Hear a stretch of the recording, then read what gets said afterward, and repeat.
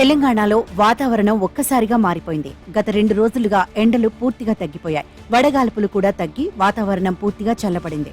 మరోవైపు తమిళనాడు మీదుగా విస్తరించిన ఉపరితల ఆవర్తనం వల్ల 2 రోజులుగా తెలంగాణలో వానలు కురుస్తున్నాయి. రాబోయే 4 రోజుల పాటు వర్షాలు కురవనున్నాయని వాతావరణ కేంద్రం అధికారులు వెల్లడించారు. ద్రోణి ప్రభావంతో ఈ నెల 15 వరకు వానలు పడతాయని అంచనా వేస్తున్నారు. జగిత్యాల, రాజన్న సిరిసిల్ల, సంగారెడ్డి, ఆదిలాబాద్, కుమ్రంభీం, ఆసిఫాబాద్, మంచిర్యాల, నిర్మల్, నిజామాబాద్, మెదక్, జోగులాంబ, గద్వాల, నారాయణపేట జిల్లాల్లో వర్షాలు కురిసే అవకాశం ఉందని తెలిపింది.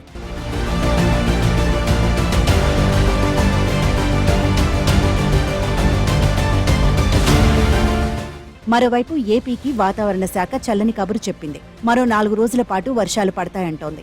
ఈ నెల 14 వరకు తేలికపాటి నుంచి మోస్తారు వానలకు అవకాశం ఉందంటున్నారు.